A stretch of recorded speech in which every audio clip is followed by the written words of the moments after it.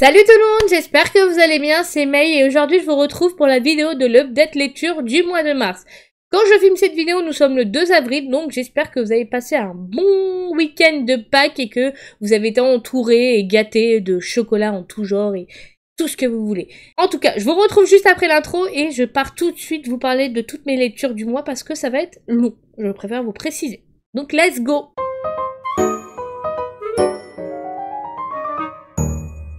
On va commencer par la petite pile des mangas à vous parler qui est juste ici et qui représente 10 mangas que j'ai lus ce mois-ci. Donc c'est parti, on y va au taquet.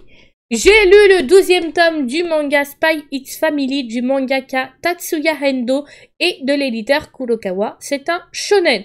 Donc vraiment, on y suit les aventures de Lloyd, Anya et Yord. Là-dedans, on y suit d'autres personnages qui vont mêler son grain de sel. Il va y avoir un peu plus d'action que prévu dans ce tome-là, qui va nous laisser sur une fin suspense aussi, parce que ça a un bordel sans nom, et j'ai peur pour la suite, mais je fais confiance à Lloyd, et je pense que tout va bien se passer. Je vous montre ce qui s'y passe. On a aussi Anya qui a reçu sa première Stella dans ce tome-là, et qui est plutôt fière d'elle, qui a réussi à être très courageuse contre des terroristes qui lui avaient pris en otage leur bus scolaire avec ses camarades. Donc vraiment, elle a été très courageuse et très brave. Et du coup, elle a été récompensée par son établissement scolaire qui l'a félicité pour sa bravoure et son courage. Lloyd, du coup, il est plutôt fier et il le montre pas non plus parce que voilà, il se dit c'est qu'une Stella, il lui en faut plusieurs pour réussir à gravir les échelons pour sa mission Streets, qui est de du coup approcher au maximum Donovan Desmond. Et vraiment, j'ai bien aimé ce tome, j'ai adoré. J'ai eu peur vers la fin parce qu'on est sur une peur, hein. On est sur une peur, oui, parce qu'il y a eu une bataille entre deux personnages qui sont plutôt liés et c'était un peu flippant. On y suit un petit peu la rencontre entre Bond et un autre chien. Et Anya va jouer avec eux et j'ai trouvé ce passage très mignon et très chill. Et du coup, ouais. Vivement le 13e tome parce que il était juste excellent et que j'ai adoré encore une fois ma lecture et que c'est toujours un coup de cœur. Donc j'ai lu ce 12e tome de Spy X Family. On continue, j'ai lu le 14e tome de Togenenki qui va dans la continuité où ils se retrouvent dans une des cachettes des Momotaro parce qu'ils sont venus chercher un de leurs camarades qui a décidé de se faire la malle et d'aller dans une autre compagnie Oni qui n'a pas du tout les mêmes règles que la compagnie Oni où Chiki est dedans. C'est assez compliqué à expliquer, mais on a beaucoup de batailles, beaucoup de nouveaux personnages au niveau des Momotaro qui font leur apparition et qui ont une personnalité très particulière et très loufoque. J'avouerai qu'ils ont tous un grain là-dedans. Je me demande ce qui se passe dans la tête du mangaka, mais j'ai vraiment bien aimé, ça m'a fait beaucoup rire, et vivement la suite. C'est tout ce que j'ai à dire, mais vraiment il est excellent, et si vous ne connaissez pas les aventures de Chiki, de Mudano, vraiment, je vous le conseille si vous aimez les shonen. C'est une histoire un peu de deux compagnies qui se détestent et qui se vouent une guerre totale entre les Oni qui sont des monstres parce qu'ils ont des pouvoirs et les Momotaro qui sont plus des humains mais qui veulent détruire les Oni parce que pour eux c'est des monstres et qui devraient pas exister. Et les Oni détestent les Momotaro parce que les Momotaro disséminent les Oni petit à petit, quitte à même tuer des enfants.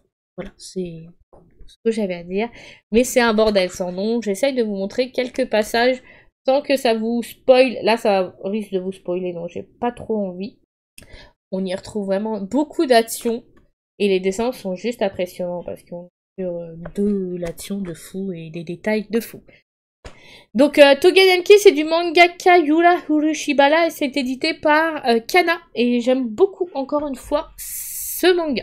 Ensuite, j'ai lu le 29e tome du manga Tokyo Revenger du mangaka Ken Wakui et c'est édité par Glénat. C'est un shonen aussi. Je lis pas mal de shonen, j'avoue. Dans ce tome-là, c'est la continuité des batailles entre Takemichi et Mikey qui ont deux clans opposés. On a du coup Takemichi qui contrôle le Tokyo Manjikai 2e génération et Mikey qui contrôle le Kendo Manjikai. Donc c'était assez compliqué parce que c'est un chaos qui règne. On a les anciens camarades de Mikey qui du coup essayent de le sauver de ses pensées noires et de lui faire comprendre qu'il faut pas qu'il soit comme ça, qu'il faut qu'il redevienne le Mikey d'avant. C'est assez compliqué sachant tout ce que Mikey a vécu.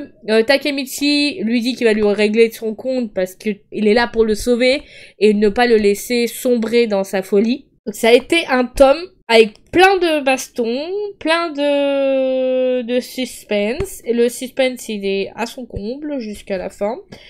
Et on a juste envie d'avoir la suite et de voir ce qui va s'y passer. Parce que la suite... Là, on est sur le combat, j'avouerai, final entre Takemichi et Mikey. Là, ça va envoyer du lourd, je pense.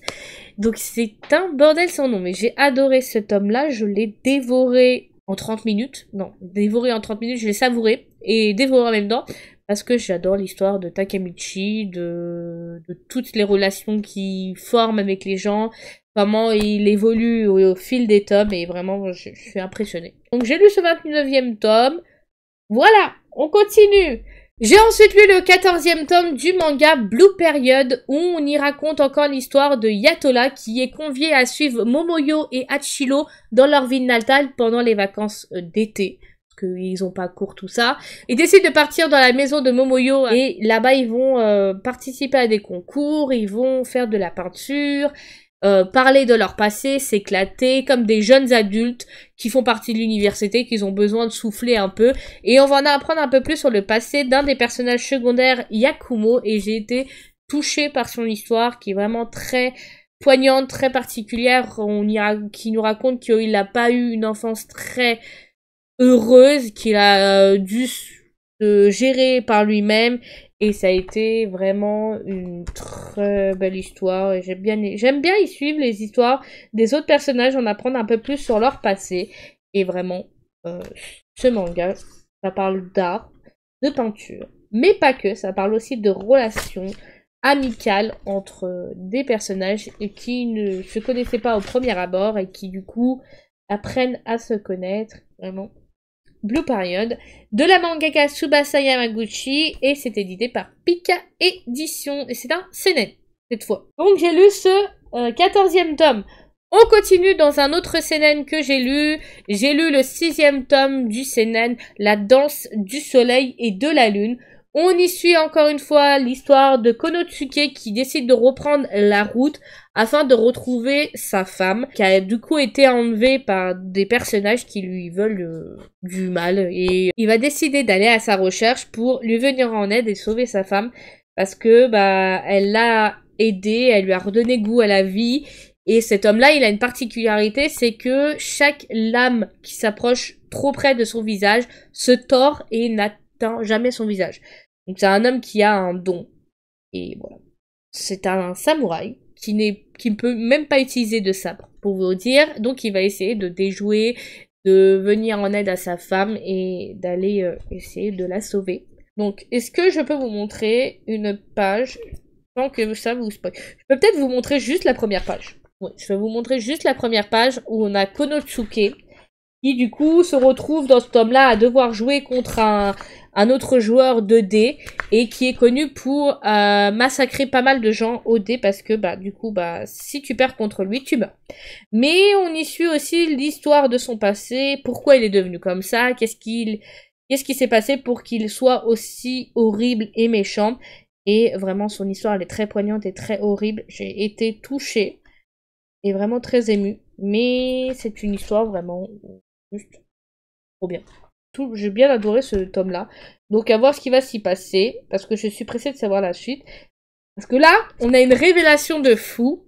Et j'attends de savoir un peu plus sur cette révélation. Donc j'ai adoré ce 6e tome. On continue. J'ai lu le 11e tome du manga Beck. Qui est très épais. Et dont la suite va être très longue à attendre. Parce que j'ai cru comprendre que le 12e tome ne sortirait qu'en septembre. Alors pourquoi 6 mois entre chaque sortie de Beck? C'est frustrant parce que du coup ça nous laisse sur un suspense de fou. On y suit ce groupe qui du coup a réussi enfin à sortir un album Ils ont réussi à taper dans l'œil un producteur et vraiment j'ai adoré. J'ai dévoré le 11e tome parce que j'ai bien aimé. Ils sont vraiment touchants les personnages, ils se donnent à fond, ils travaillent en dehors de leur groupe pour gagner de l'argent, pour pouvoir investir dans du matériel, pour pouvoir participer à des concerts. Mais vraiment ça a été juste trop bien ce 11e tome et j'ai adoré. Voilà, j'essaye de vous montrer quand même. Mais vraiment, c'est un manga qui vaut le coup. Si vous aimez les histoires de groupe, de musique, de personnages touchants les uns que les autres, une bonne bande de potes. Ouah, c'est difficile à dire. Et qui sont touchants. Et qui ont une personnalité très marrante. Parce qu'il y en a qui sont marrants, on va pas se dire. Voilà. Donc, j'ai adoré. Vivement la suite. Parce que la suite sera pas pour tout de suite. Beck, du coup, c'est du mangaka Haro Sakuichi, c'est édité par Delcourt Tonga, mais c'est un shonen aussi. J'ai ensuite lu le 7e tome du manga Dream Itself, qui est un shoujo pour une fois, qui est édité par Akata et de la mangaka Ichigo Takano. Le début de ce tome, on y suit l'histoire d'un personnage secondaire qu'on retrouve dans ce manga, du coup, lui. Et j'ai vraiment été touchée, vraiment très impressionnée. C'est un personnage qui est très... On a l'impression qu'il est très froid, qui montre pas ses émotions. Mais en fait, il est juste un peu la tête dans les nuages. Il est beaucoup dans la tête dans les nuages. Et il se rend pas compte de comment il est et de comment il est représenté. Mais on a quand même une jeune femme qui tombe amoureuse de lui. Et voilà, je ne vous en dis pas plus, mais...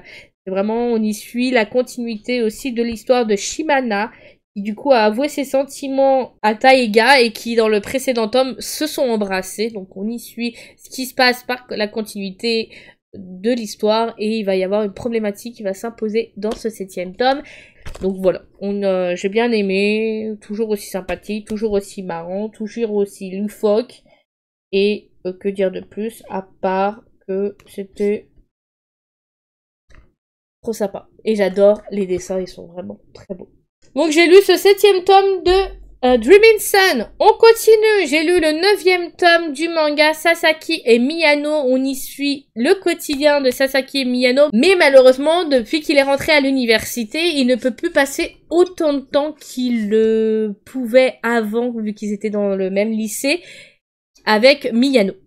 Donc on y suit leur quotidien séparé, où ils vont se parler au téléphone. Et du coup, il va y avoir beaucoup de rapprochements dus à la distance quand ils vont aller à des rendez-vous ensemble, parce qu'ils vont devoir quand même se voir, et ils vont se proposer un rendez-vous. Et puis il va y avoir l'anniversaire de Sasaki au même moment. Du coup, Miyano va tout faire pour lui offrir un cadeau et vraiment, l'anniversaire, il était trop mignon dans cet homme-là. Il était trop bien. Donc, j'ai adoré encore une fois ce 9e tome de Sasaki et Miyano. Édité par Akata, pardon, et c'est de la mangaka Shu Haru Sono.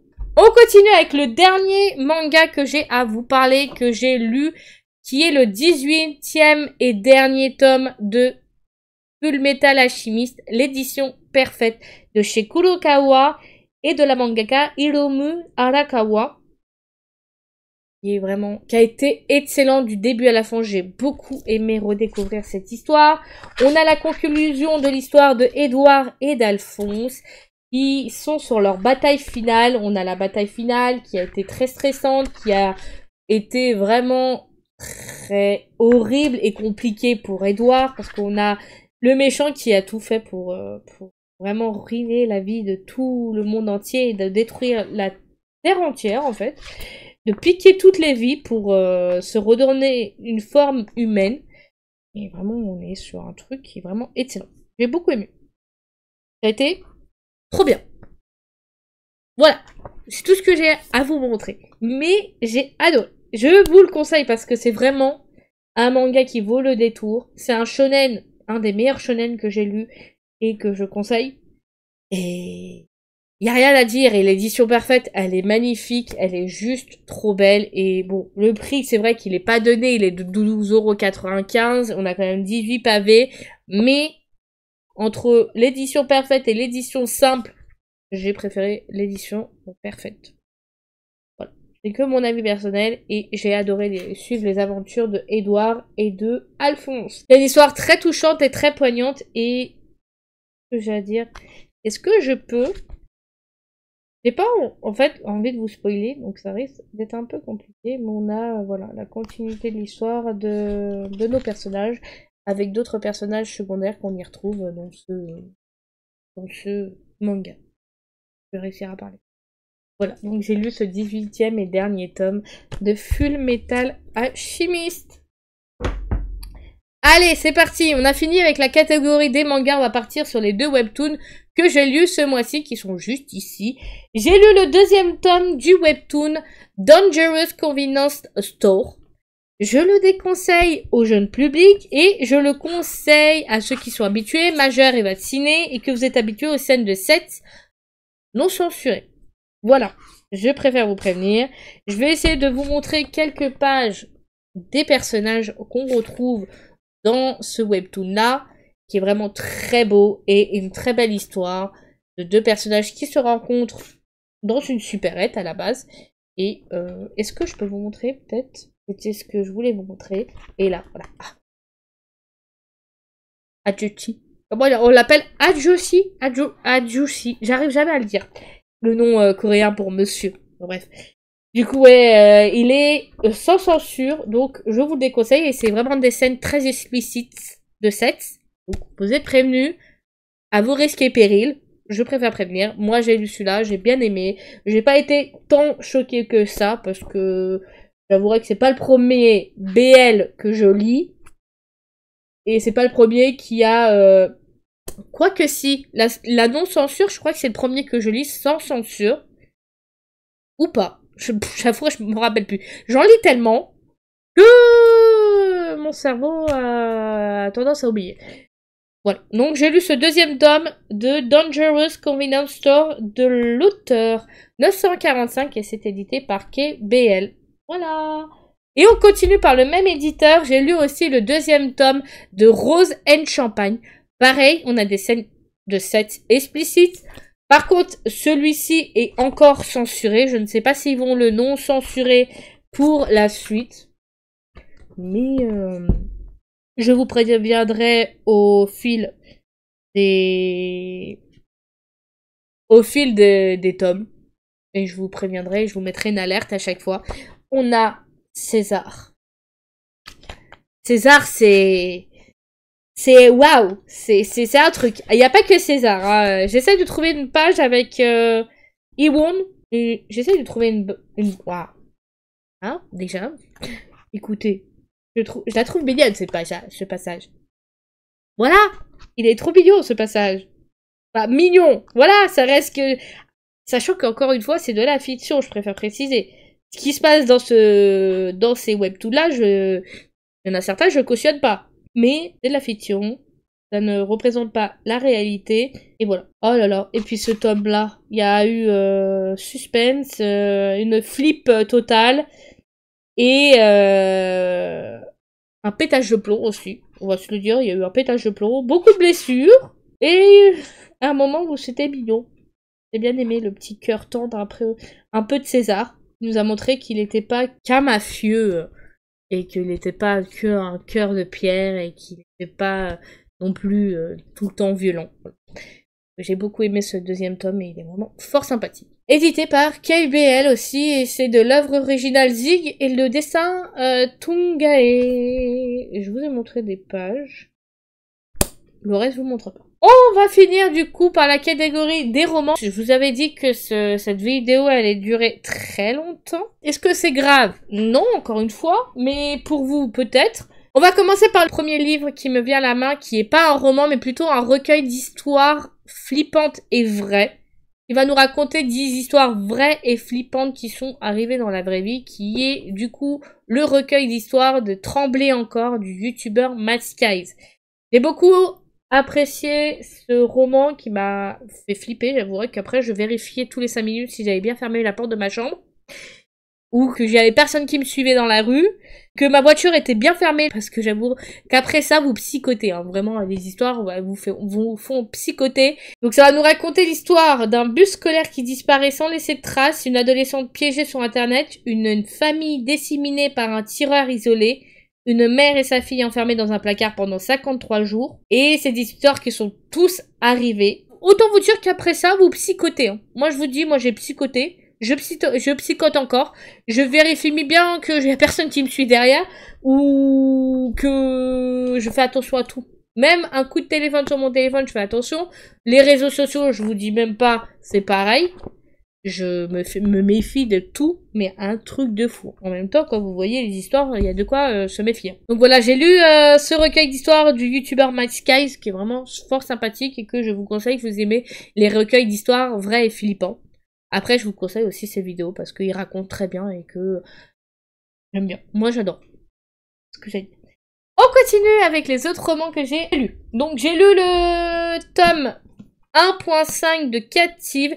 Il nous raconte l'histoire de Ben Jenkins qui n'a jamais oublié Isabella Grace, son amour, et qui a toujours été celle qu'il a aimée et qu'il aime encore aujourd'hui, malgré qu'ils se sont perdus de vue, enfin du moins lui qui l'a coupé les ponts totalement avec elle.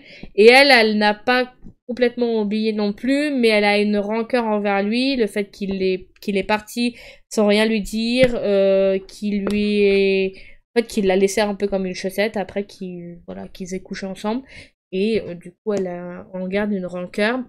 Et ce qu'elle va faire, c'est que une de ses amies va lui conseiller de le suivre sur les réseaux sociaux. Donc ils vont commencer à se parler avec un faux profil.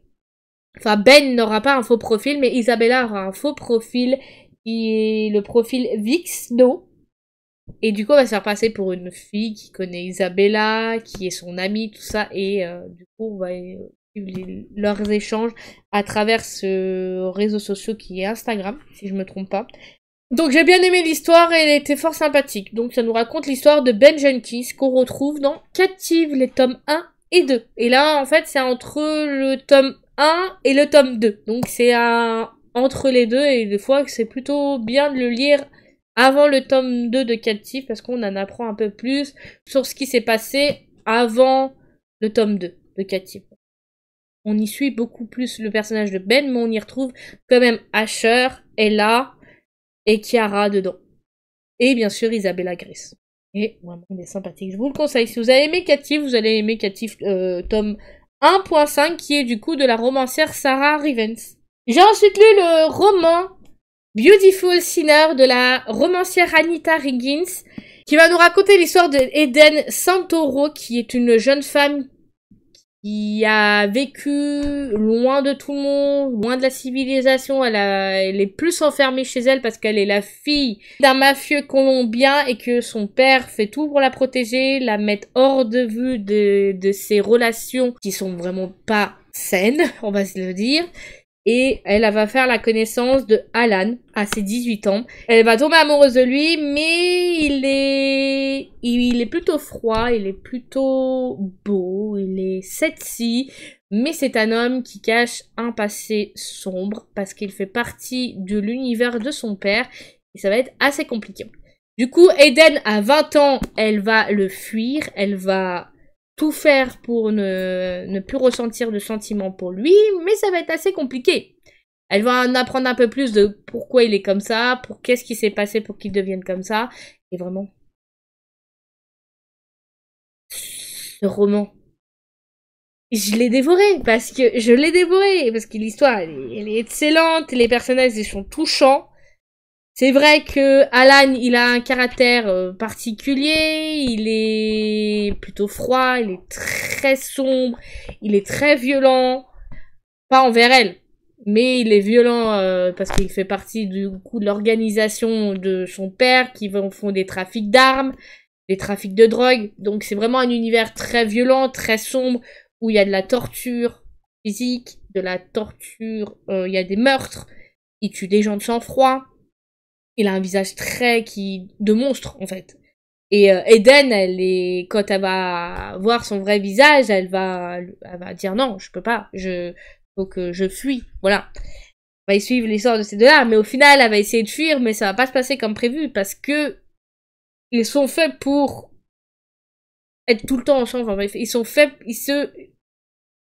complètent, ils s'attirent tel des aimants, en fait. Donc, même si elle essaye de fuir, d'un autre côté, il y a un autre côté d'elle qui peut pas le fuir. Et c'est compliqué. Voilà. Donc on y suit l'histoire de ces deux jeunes gens et j'ai vraiment beaucoup aimé parce que c'est vraiment une histoire très sombre. J'avouerais, c'est une dark romance. On a quand même des points TW assez complexes parce qu'on a donc violence physique, violence morale, agression sexuelle et scène explicite. Mais c'est une histoire que je vous conseille si vous aimez un peu l'univers dark romance. Il était excellent. Aussi bien que Captive. C'est que mon avis personnel, mais j'ai bien aimé. C'est le premier roman que je me prends de Anita Higgins et je pense que ce ne sera pas le dernier que je lirai de cette romancière parce que j'ai adoré. Sa façon de raconter l'histoire, sa façon d'écrire, sa façon de représenter ses personnages. Vraiment, il était trop bien. J'ai adoré. Voilà. Un coup de cœur, autant vous dire. On continue avec un autre roman que j'ai lu. C'est le roman Survivance Campus Killer Story de la romancière Sonia Eska qui va nous raconter l'histoire de Knots et de Issei, qui sont deux jeunes gens qui tout opposent et tout séparent parce que lui, il est le frère du tueur qui a fait la tuerie de masse dont Issei était dedans et elle a vu ses camarades tomber les uns après les autres parce qu'il y a eu 13 personnes qui ont été tuées. Et elle va du coup aller à la commémoration un an plus tard et elle va tomber sur le frère de celui qui a fait la tuerie et dont elle a assisté à celle-ci.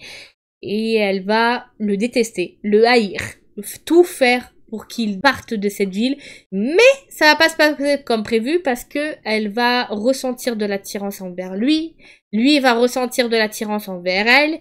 Ils vont passer un pacte de coucher ensemble.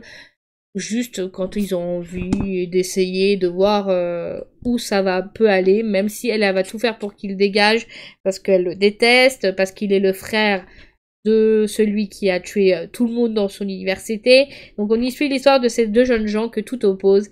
Et j'ai été touchée par la personnalité de Knots, qui essaye d'être froid, d'être cruel, de se venger de tous ces gens-là qui représentent la ville où son frère a du coup s'est tué après avoir tué autant de gens.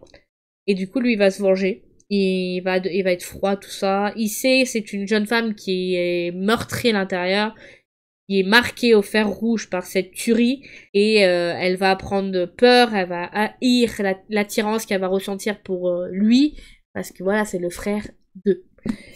Donc j'ai vraiment été touchée, j'ai vraiment adoré l'histoire, je l'ai dévoré, ça a été un vrai coup de cœur parce que leur histoire à ces deux-là est très touchante parce que on passe par toutes les émotions. Ça a été édité par les éditions A Addictive et la jaquette elle est trop belle. J'avouerai que j'ai adoré.